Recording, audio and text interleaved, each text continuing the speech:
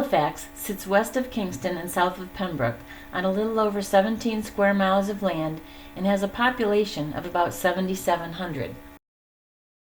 That is quite Quite a thing, huh? This whole, oh, he's home. This whole section of Halifax was all summer people that came from Boston. Oh, look, what's this? What's the... This is Mark Valentine. Hi, I'm Marcia. In 1872, there was no monument to Miles Standish. All the other pilgrims had monuments, and of course he was a Puritan, and that's why he was in Duxbury, not Plymouth.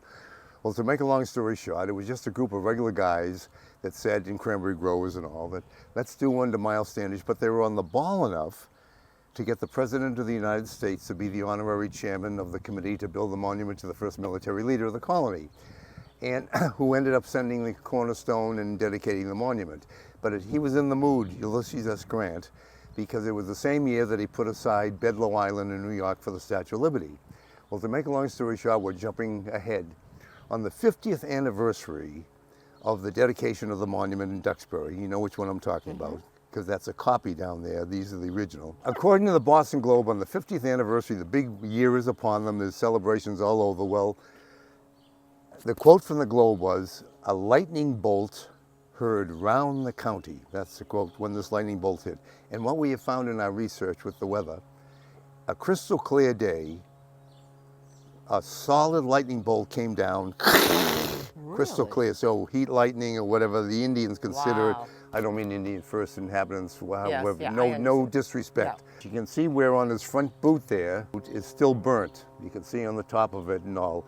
The lightning bolt took both arms. This is the Boston Globe of 1926. And first off, it shows how the press can influence history. New head to, does that look like a new head? That threw the Duxbury Historical and Plymouth Historical Societies into the hysterical societies for 90 years. They had 90 years. Well, anyway, to put this all together, the two little Italian guys tried to fix them. They made this new top to go down on the original legs. And when they got all the way down to Duxbury in an old chain-driven Mack truck, they found a crack. There's a crack around his whole front leg, which they said will not hold the new upper body. The new upper body. So they threw the legs in the quarry in Quincy and made another set of legs and put the new top on the new set of legs, and that's what we have down there. The second ship that came over in 1622 landed in the Hingham, Weymouth area. And everything I'm telling you is on a plaque up off of 3A on the Quincy, Hingham-Quincy line. The second ship that came over, they were all partiers, drinking, smoking with the Indians. Plymouth is busting their fannies, planting the corn. Well, Massasoit, who had a main hunting lodge here on the lake, tips off Miles Standish, you read the last line where he owned property here in town, that they're going to come down and take all your corn. Well, they go up there and have a big battle. And Squanto, the whole 9 yards, in which what they did was they killed in the battle 35 of the braves from the Quincy crowd, and which was the custom in the 1670s, was they cut them up. And in our research, cut them up, well, once they got King Philip, his head was on a pole as you entered Plymouth for 20 years. Well, his head, I'm jumping around, but to make a long story short, cut them up in 1670s meant we cut both your arms off and take your head. The lightning bolt took both his arms and took his head, and that's why the locals, children of the first dawn, or whatever you want to say, consider it very powerful. That's why it says considered a powerful and significant event. Well, to make a long story short, we found him in the quarry. We had always heard there was Miles Standish up in the quarry. Then we heard Miles Standish up in the quarry is going to be cut up. Then we found out that we have more descendants here in town, including Judy and the family and John the barber, the whole 9 yards, of Miles Standish. So it was a natural, because they said, oh, the state will never let you keep it. Well, there was no question, because it was always a private thing, not the town of Duxbury, not the state or whatever. We get him here with the state police escort, bringing the captain back to the county for the first time in 90 years. The next thing we know, the next day a van pulls up, and like 8 strapping braves, like I'd say 25 to 38, get out, and they're going, you know, can we look at this, blah, blah, blah. Well, come to find out, these are direct descendants of the ones they cut up. Ooh. They came here and had a big ceremony where they christened the monument the Very Fitting Monument. And the very fitting is this, that Montponce and Halifax is the heart, on all the geographical state maps, is considered the heart of Plymouth County. We used to have a sign on both ends of town, Judy can remember, that said, "Welcome to Halifax, the heart of Plymouth County." So the way they looked at it was not only is the captain back in the county in half, but standing at the heart of the county. Sweet, see. Well, that was for the first 20 years. About the last 10, I'd say, well, all the locals, the children of the First Light or Indian, whatever you want to say, they all go down to Plymouth for the protests on Thanksgiving, as you know, for the abuse. Well, then they come over here. We've had anywheres from 10 to 200. We close the street the night after Thanksgiving. We light a big torch. Oh, yeah. And we have a Wampanoag holy woman, says the Our Father in Wampanoag, and then we play a very dramatic, all right. It's a short ceremony, but what we do is we play, have the holy woman, then we play a very dramatic Boston Symphony Tanglewood chorus. We gather together to kind of end the Thanksgiving weekend. So what's nice about it, going from the revenge thing and christening it the Very Fitting Monument, it's turned into this prayer, this That's nice. healing That's very ceremony nice. that we have. That's very And you ready for one more quick story? Sure. Love stories. Did you ever hear about, here's one you haven't heard. Have you ever heard of the Trail of Tears? Trail of Tears was in the 1850s. We'll push all the Indians from the Cherokees and everybody west to the Mississippi. That was in the 1850s under Andrew Jackson. The earliest one we can find was right here in Halifax, marching them up 58. And here's the official government account from the state of Massachusetts. This is from the State Archaeological Society. This is the oldest map the state has of the two lakes. This is Route 58. Here's 106 that you know. The state boat landing, here's Wampatuck's campsite and dugout canoe camp. And the one house that's up as you go south on between the lakes, the one house that's facing down the lake here, that's Massasoit and Sons Hunting Lodge. When the Pilgrims landed in 1620, Wamsutta, the oldest son, was 12 years old. So he grew up in a political family like the Kennedys. Every night around the fire they were talking Pilgrims and everything. So by the time he became chief at 40 and was lured and then killed, he knew all about white men and knew how to handle us after all those years. Well, that's when his brother Philip went on the King Philip War, came back burned in Halifax and on and on and on. Well, the idea is that they finally got him when he was actually on his way back to Middleborough and Halifax, killed him in Tiverton, Rhode Island. Well, his head went up, as I said, on the pole in Plymouth. Well, his head also joined the chief from the Hingham crowd. So the two heads were up there, imagine, for 20 years. Well, the thing was, after they killed King Philip, and wrapping up the little tour here, the proclamation came out from the governor, which I'll show you. We'll round up all the Indians in the Boston area and maroon them on Thompson Island, awaiting the slave ships, take them to the West Indies as slaves. Well, all the Indians around here that weren't towns, Pembroke, Marshfield, East Bridgewater, Hanson, rounded up 4,200 of them and marooned them on Clark's Island. You know Clark's Island. No. Here's Plymouth Beach. Okay. Looking over Plymouth. Okay, and I here's do. a small little I know. island. Yeah, I know. Imagine 4,200 out there to eat clamshells and seagull, whatever. Well, 4,200. All the Indians around here in Halifax and around the lake, they all ran to Massasoit's hunting lodge going, they won't dare set foot on the great chiefs. Because, at one time he ruled from the Charles River to Fairhaven. He was that powerful. And don't forget, there were 64 branches of the Wampanoags. They said, they won't dare come for us here. They won't dare set foot. Here's the official account. After killing of King Philip, Captain Benjamin Church having word, and this is the official state record, having word of a band of Indians taking refuge in White Island, Montponce hastened there, stationing some of his men on the southern shore by the bridge. He and others approached by way of the neck, coming down 58, thus trapping 120 Indians between them. From there they were taken to Clark's Island, Plymouth Harbor. Here's a decree from the governor. The Council of War now assembled as order the Damascus Indians to be speedily removed to Clark's Island, later remain and not to depart under penalty of death. Some of the band taken from Montponset. I didn't bring this up in the tour over the last couple of years because I didn't want to ruin Plymouth's 400th birthday, telling him that the slave ships came in on a regular basis and took them all away. Well, the 120 from Halifax here, they were thrown on Clark's Island with the 4,200, and they were sent to the West Indies. But the 120 from town here, you'd never guess, you can Google it later, where they were sent. They were sent to Bermuda. So you go, what in the 1670s were they exporting from Bermuda?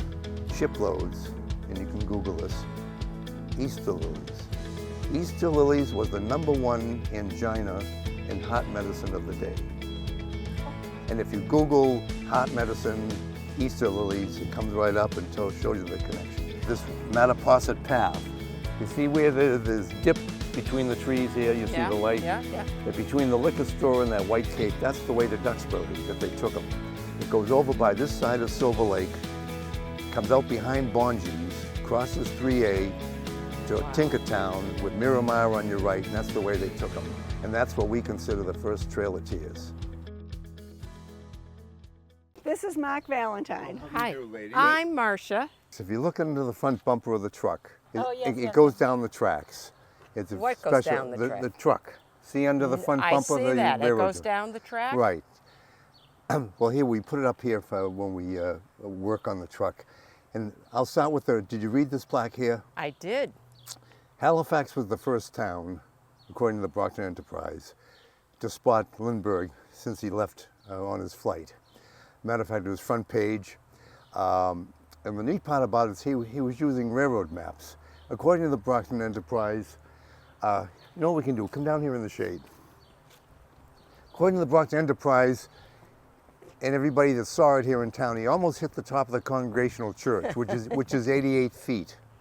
Wow. He was idling as he came across right down this street. You see that pole right there?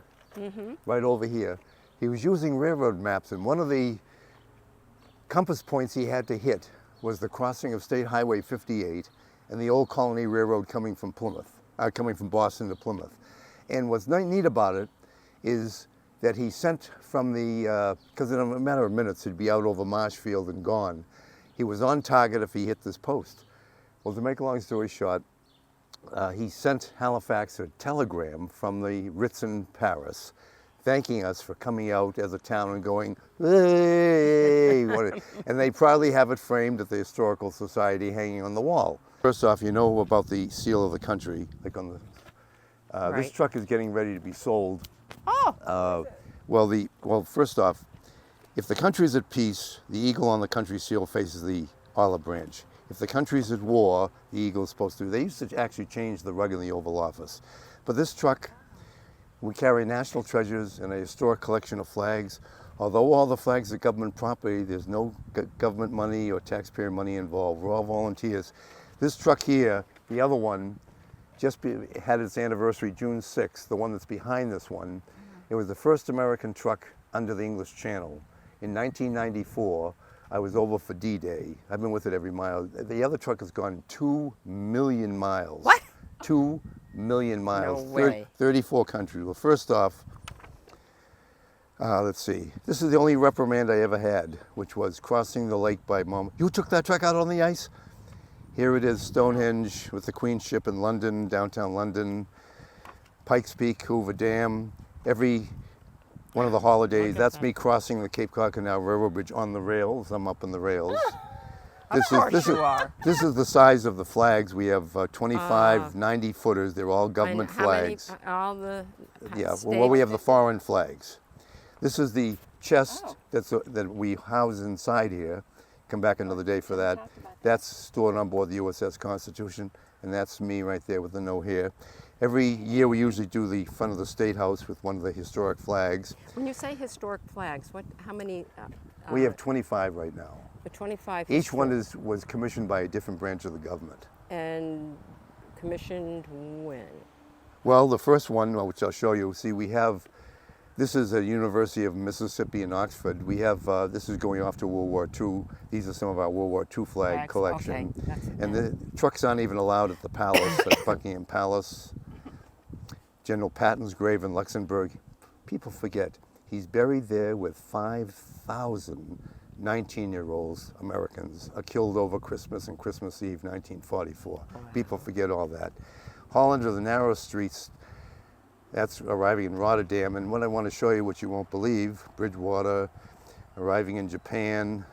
Wow. I get a call, the whole thing with the truck, and I'll make it short.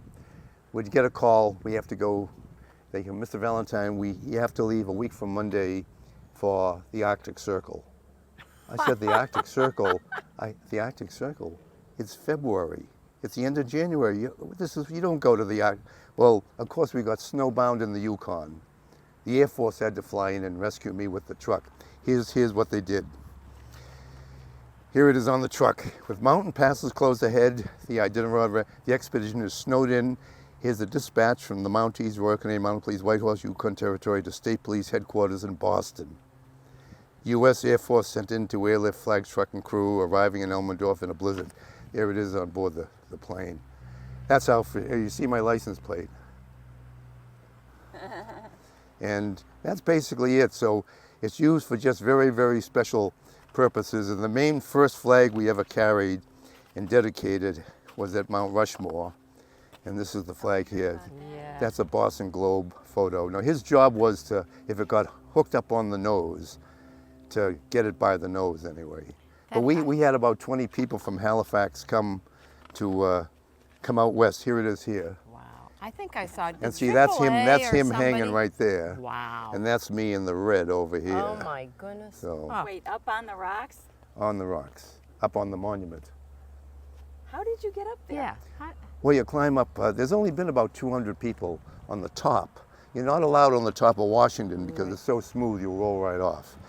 But you come up here, I think there's 720 steps There are behind actual here. steps? Behind here. Oh, I didn't know that. Well, the thing is, when you get up the top, It's windy. you get off the top step. Here are all the backs of the figures, right? Right. On this side, this is a green grassy plain that goes like from here to that house, and it's about as wide. Say those bushes are the back of the monument. On this side, you go, whoa! A huge cut is called the Hall of Records. Oh my goodness. Here's the grassy thing I was just telling you about. And as you're getting off the top step, this is to the right. Now that small door there is 20 feet tall. In 1927, while carving Mount Rushmore, Gorham was determined to leave a record of our mysteries. Unlike the pyramids in the Easter Island, he envisioned a Hall of Records where he would carve a brief history of the United States in 4 languages, store all the busts of the presidents, leave a history of our art, literature, music, on and on and on. And that's what's in there. With just the idea, whoever lands on this earth and finds these giant figures will search further and find our Hall of Records and find out who we were as a civilization.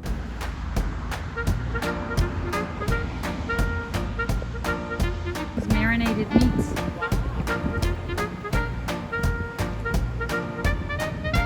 Look at all the beautiful flowers.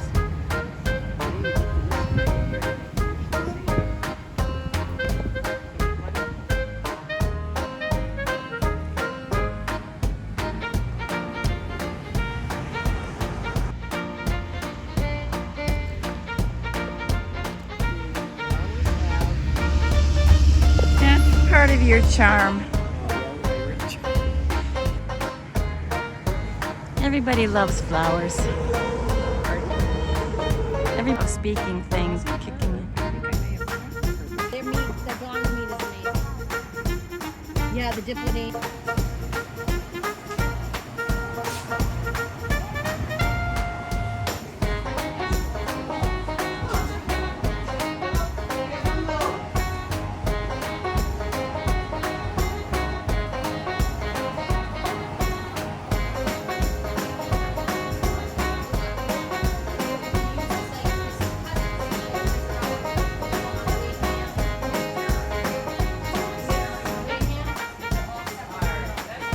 Oh, okay.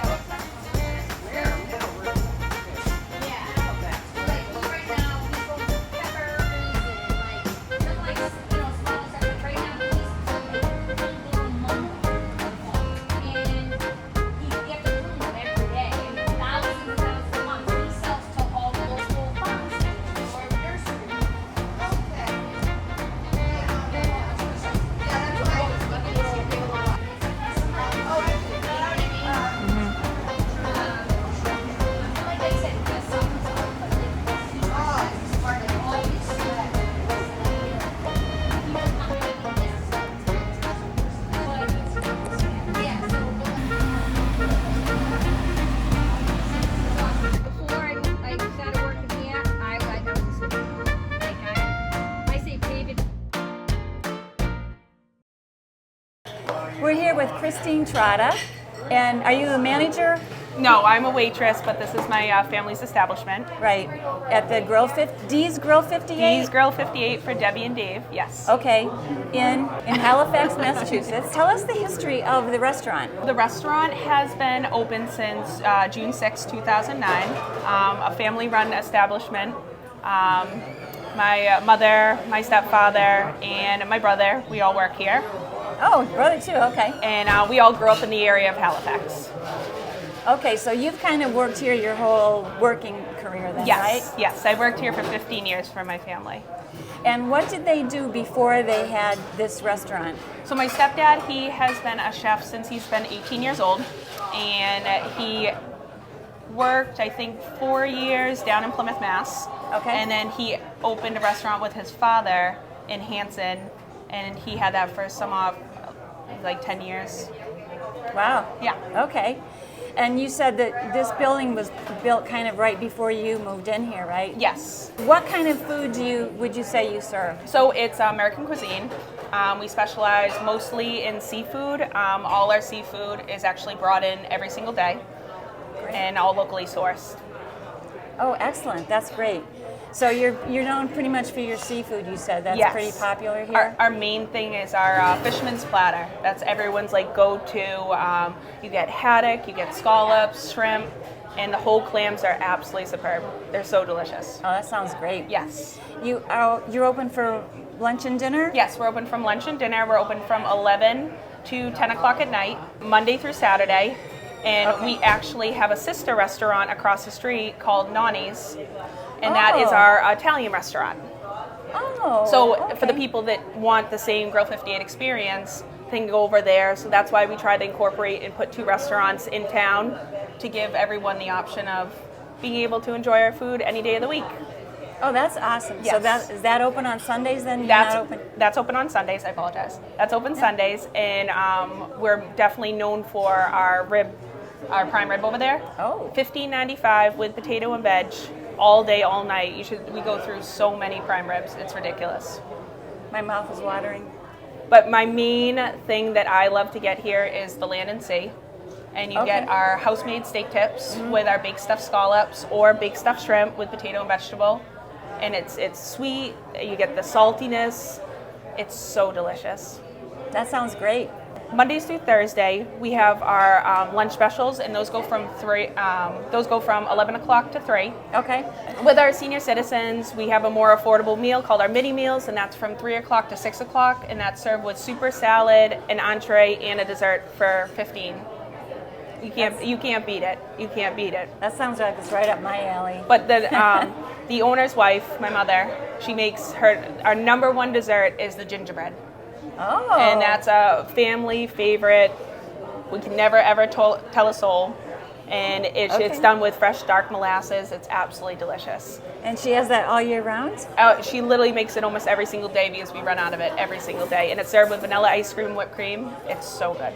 That sounds great. Yes. Do you cook or? Oh, I love cooking. I think I get all my talent from my stepfather. He's taught me everything, and but I won't cook here because that's no. I won't cook here. I enjoy being out front and socializing with all the customers.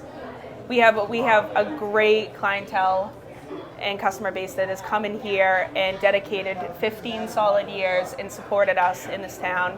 And we're very grateful, especially to make it through the pandemic. Yes. I feel like it's just made us busier, and That's great. we're very, very fortunate family. So does your father cook then? Your Yes. stepfather, So he my cooks? stepdad is the main chef, and also my brother Anthony as well. Okay. And but most of the cooks here have worked here for almost the whole 15 years. Almost the whole staff has worked here for 10 plus years.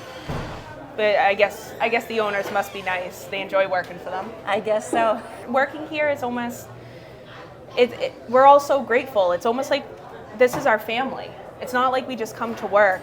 We really thoroughly enjoy our jobs, and there's nothing better than coming to work and enjoying it. Absolutely. That's great to hear. Yes. I hope you have an amazing lunch today, and definitely gonna have to get some of those whole clams because they're good. All right, we'll try it. We're looking forward to it. It was a pleasure. Thank you Marcia so much. loves fried clams. Oh, I do too. They're so good. They're so good. That sounds great. We good? Thank you very much. Oh, you're so welcome. You're so welcome. Not a problem. It was a pleasure to meet you. Really nice to Thank you meet for you. coming in. We Thank appreciate you. it. What you got, Marcia? Listen, I've got a salad, a green salad. It's got tomatoes, it's croutons, cheese, and onions. It looks really good, and some homemade cheese dressing. Blue cheese, right? Yes.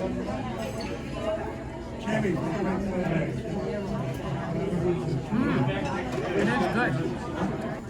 It looks really fresh. I love fresh salad with greens that aren't just like iceberg lettuce. I love this. Let's see.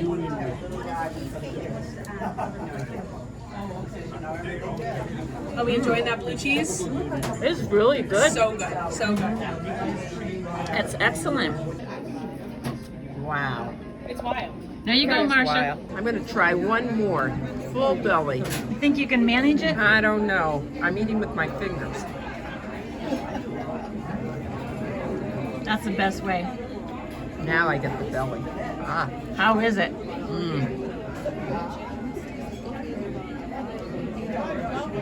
I can understand why this is so popular. Very good. I love onion rings. Oh, they're so hot.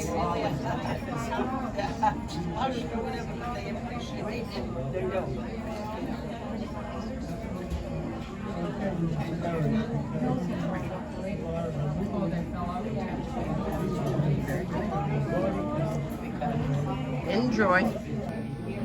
Marcia, look at the gingerbread.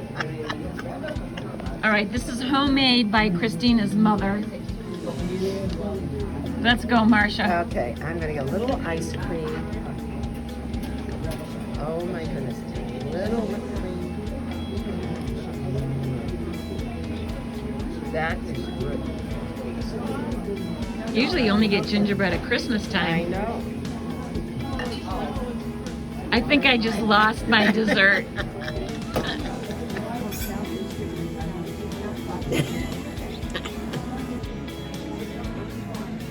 Marcia, you left a crumb. That's your crumb. That's my crumb? I'm going for it. All right.